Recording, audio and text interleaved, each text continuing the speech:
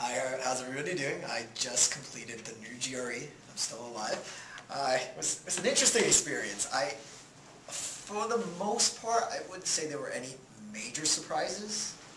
I did think that the critical reasoning section was a little bit more difficult, more up to GMAT standards. That's one thing I noticed. I thought in the book the questions were kind of like give me's, like okay, it's got to be a little bit harder than that.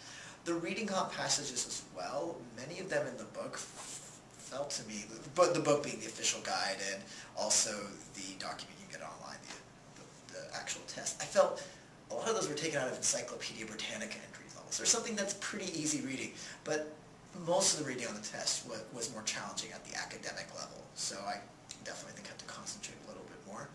There was a very long passage. I don't think I saw any very long passages in that book either. So again, if you use as a baseline just the official guide and the online test that's released by ETS, those aren't perfect indicators of everything you're going to see. It'll feel a little bit different. In terms of sentence equivalence, though, the question that is probably the most controversial, I thought they were really easy. I was expecting more ambiguity, more difficulty, answer choices, but it was like, wow, you can either just pick synonyms or read the sentence, and it's not pretty obvious, but more or less obvious what goes in the blank.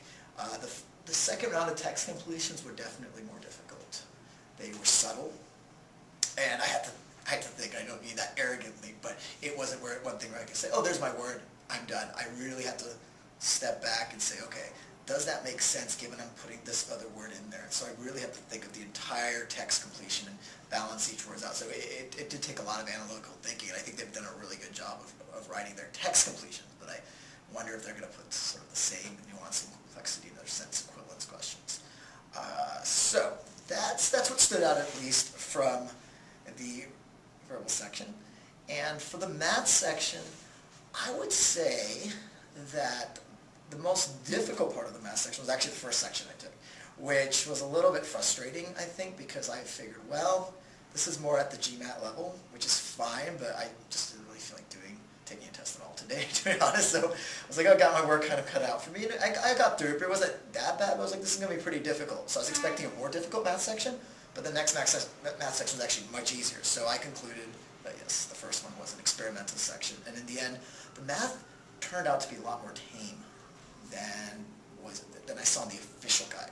The official guide has a few tricky problems where you have to know advanced combinations of permutations, or just advanced factoring, and you really have to think through the problems. Here, really the only difficult problems were a few average problems, weighted average problems, where you had to think that were a little bit tricky.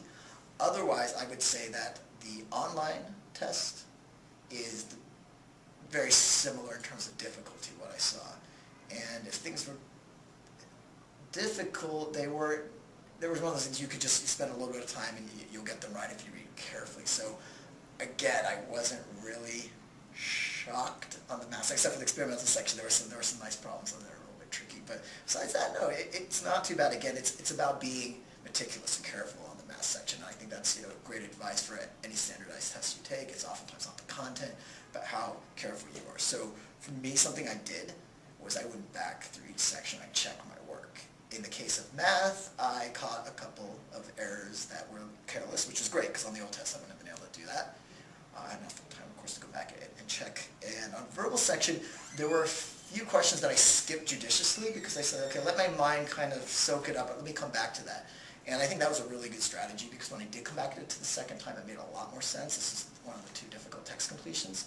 And so I really did like the scrolling back and forth feature. I think that's going to be a boon, especially for students who finish the test relatively quickly. They'll be able to go back. So those are some of my general impressions about the test. And I wouldn't say beyond that, I was expecting the math to be a little bit more difficult. The verbal, though, was pretty good. So again, if you're using prep books out there on the market, kind of your generic Kaplan and Princeton Review, it's almost comical at the level of difficulty difference in terms of nuance. I'll go so far as to say it's almost a joke, because again, you really have to think on some of these problems and the reading comp passages. There were a lot of answers that could have worked in a few cases, and it actually reminded me more of doing LSAT passages than even old GRE passages. And so if you compare the LSAT to what Kaplan or even Barron's has on the market for the new GRE, it's kind of a joke. It's like, learn your strategies, learn what works for you, and use GMAT LSAT materials as well to prep for reading comp and critical reasoning questions, which are part of it. How was sort of length of exam in terms of stamina? It's doable. I think for me, the GMAT can be a little bit more stressful because of the 75 minutes. It's a really long slog. I mean, total the GMAT is equivalent time-wise to the new GRE. But here you get these little minute breaks in between if you want them, and it's just nice to say, I got to question 20, now I'm finished, I'm done, versus, I'm at question 20, I still have 15, 20 more questions to go. So that helped breaking up the sections. I didn't feel the endurance things as much as the factors. So how long did it take you to do all the sections?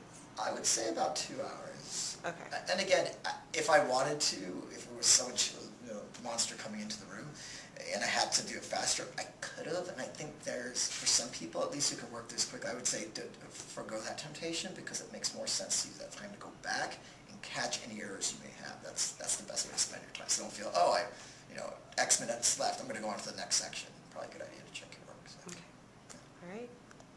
So what I'm doing right now is just thinking of questions, anticipating questions people will have, and thinking back to the test, specific questions, just the general impressions that I had, and kind of brainstorming right now. So it's exciting. A lot of good stuff on the test.